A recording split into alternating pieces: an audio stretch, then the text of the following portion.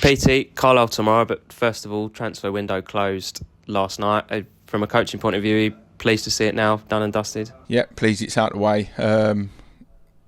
2 out of 3 that we definitely wanted in, we got in. You know what I mean? We identified some early on in the window. We missed out on one that we was looking to bring in, but you know it's done now. It's dusted, and we have to move on. And Carlisle were one of the clubs who have been very, very active in the window. How difficult does that make our preparation for tomorrow's game? It's difficult because they've lost a couple, but they've brought a couple of experienced ones in. You know, I think they've had a good window with who they brought in. So it's difficult for them with their location, but they've attacked the transfer window and gone and got players that they wanted, the experience that they needed to come in. So you know, they've had a good window. When we're going to face a team that is definitely going to be a new look kind of team tomorrow, how much extra responsibility does that place on the lads that go out on the pitch for us tomorrow in terms of problem solving and thinking on the spot? I mean, listen, they've always got to problem solve themselves on the pitch. We give them details, we give them everything they need to go in, but things change when you're on the pitch. And listen, them signing players late on, will they start, won't they start? We don't know. We don't know what they're going to be and what their starting lineup's going to be, but we can only prep our players as best we can, and we give them a few scenarios on what we think could happen, and we work on that. Other sides of it are, like every game, think on your feet on the pitch and problem solve yourself, like you said.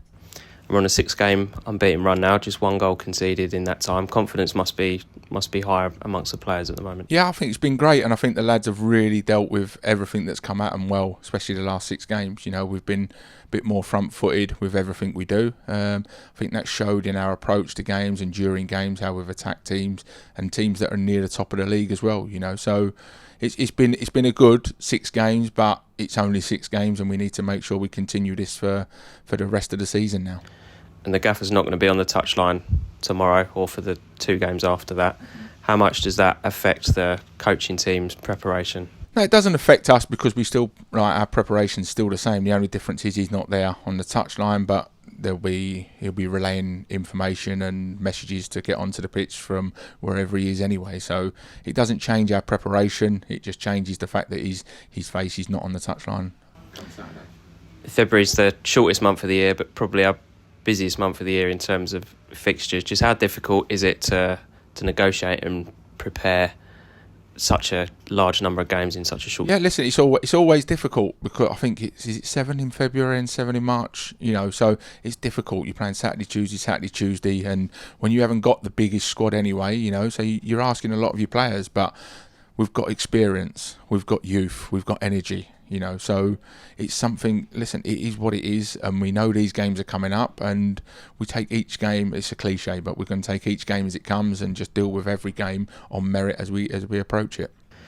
And just lastly, the last home game against Bolton, there was a really, really good atmosphere, probably best of the season so far. The fans did their bit. Those who are coming tomorrow probably come in with slightly different expectations to the Bolton match.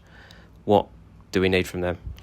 We need the same, and listen, it's the same messages again. You know, I sit here and say the same things about the fans, but you know, they do make a big difference. Whether they think they do or they don't, they do. They make a big difference, and when it's noisy, it becomes a bit more intimidating for opposition players. You know, and it gives our players a lift as well. So, just keep it what it has been. You know, keep getting behind the players, keep driving them on the pitch, and they'll keep putting in performances like they have done. Like I say, especially the last 6 games to give you something to cheer about as well.